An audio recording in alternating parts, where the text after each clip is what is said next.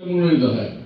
আমি কিন্তু এখানে আসছি ওই কারণেই যে আপনার কাছে গেলে হয়তো একটা ভোট বেশি পাবো, এই জন্য আমার এখানে আসা। তো যাই হোক, একটা কথা শুনেছিলাম,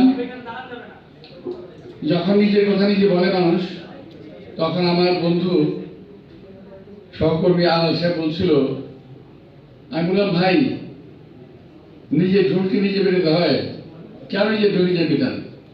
বলে না ভাই, নিজের ঢোল নিজে বেরোতে হবে, এই কারণে অন্যজন যদি পিটায় তাহলেই ফেলতে পারে। আপনার বোধহয় কথা বুঝতে পারতেছেন না, তাই না?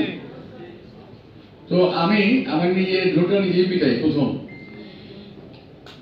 যে ওই আমাদের রিপোর্টার সিরিজে এক ভাই বললেন, ওনার রিপোর্টার সিরিজে আমি কি কবে সহযোগিতা করেছি, কি সহযোগিতা করেছি বলেছেন। আমারও মনে পড়ে হয়তো কিছু করেছিলাম, আমার মনে পড়েও না। যখন নাকি ভয়েস মিনিস্টার ছিলাম তখন অনেকে কাজ করেছি। আপনাদের প্রেস ক্লাবটা আছে না এখন, এই প্রেস ক্লাবে কিন্তু বাউন্ডারি ওয়াল ছিল না, এই বাউন্ডারি ওয়ালটা আমি করে দিয়েছিলাম।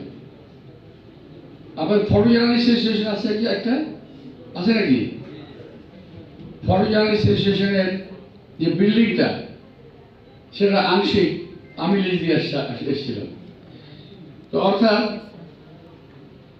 জনগণের জন্য এবং যারা জনগণের জন্য কাজ করে, আমি তাদের সেবক এবং খেদমতগার, আমি তাদের কাজ করে থাকি।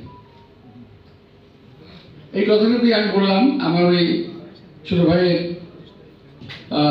সোহেলের কথা অনুযায়ী আর কি কথাটা বললাম। তো এখন আজকে যে দেশে